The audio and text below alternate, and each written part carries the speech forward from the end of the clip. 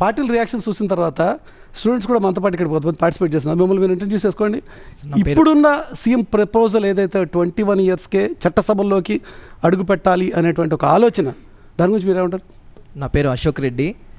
ఏదైతే 21 సంవత్సరాలకే యూత్ అసెంబ్లీలోకి కానీ పార్లమెంట్లో కానీ వెళ్ళాలని చెప్పి ఏదైతే వచ్చిందో అది ఇప్పుడు కాదు, ఎప్పటి నుంచో యువత అనేది అసెంబ్లీలోకి వెళ్తే వాళ్ళ ఐడియాలజీ వాళ్ళు అనుకున్నటువంటి దాన్ని సాధించడానికి ఆస్కారం ఉంటుందని చెప్పి ఎప్పటి నుంచో చెప్తా ఉన్నారు.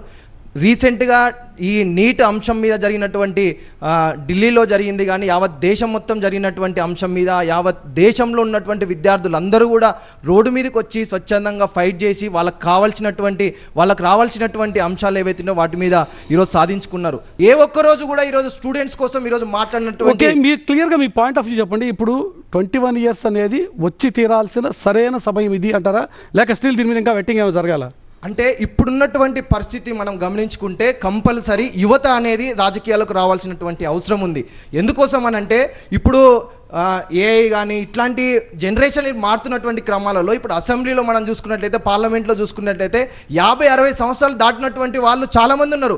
వాళ్ళకు సంబంధించిన ఆలోచన విధానాలు వేరే ఉంటాయి, స్టూడెంట్స్ యూత్ ఆలోచన విధానాలు వేరే ఉంటాయి. ఈరోజు ఈ దేశంలో ఎక్కువ మంది యూత్ ఉన్నారు కాబట్టి ఈ అంశం ఏదైతే ఉందో 21 సంవత్సరాలకు ఈరోజు పాలిటిక్స్కు రావాలనేది ఏదైతే ఉందో దాన్ని స్టూడెంట్స్గా మేము స్వాగతిస్తూ ఉన్నాము.